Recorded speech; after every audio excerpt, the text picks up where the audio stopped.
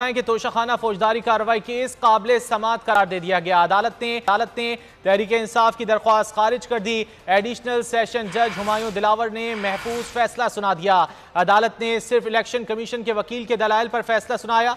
Session अदालत ने 12 जुलाई को केस की शहादतें तलब कर ली। तफसीलात जान लेते हैं बोल न्यूज के नुमाइंदे एहतशाम अली अब्बासी से। क्या तफसीलात हैं?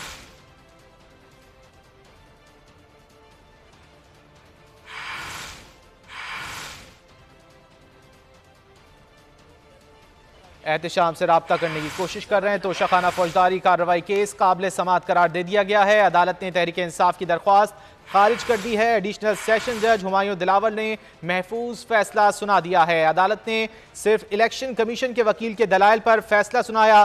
सेशन अदालत ने 12 जुलाई को केस की शहादतें तलब कर ली हैं। अहम खबर है, तफसीलात जान लेते हैं एहतशाम अली से। एहतशाम बताइए।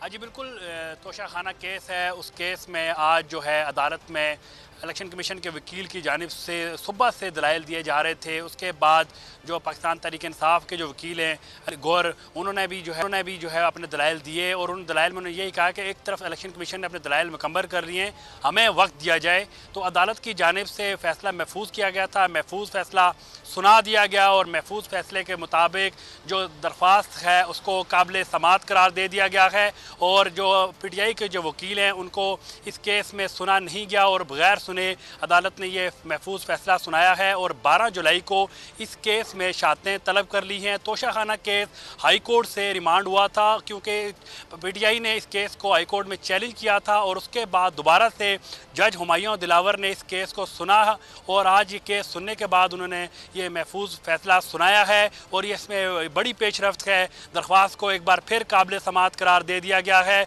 और अब इस केस में 12 जुलाई को इस पर जो है शहादतें जो है अदालत ने तलब कर ली है। जी 12 जुलाई को केस के हवाले से शहादतें तलब कर ली गई हैं। बहुत शुक्रिया एहतशाम, आपने इस हवाले से अपडेट किया। एक और अहम खबर आप तक पहुंचाएंगे। इंसदादी दहशतगर्दी अदालत फवाद चौधरी की 9 मई वाक़े के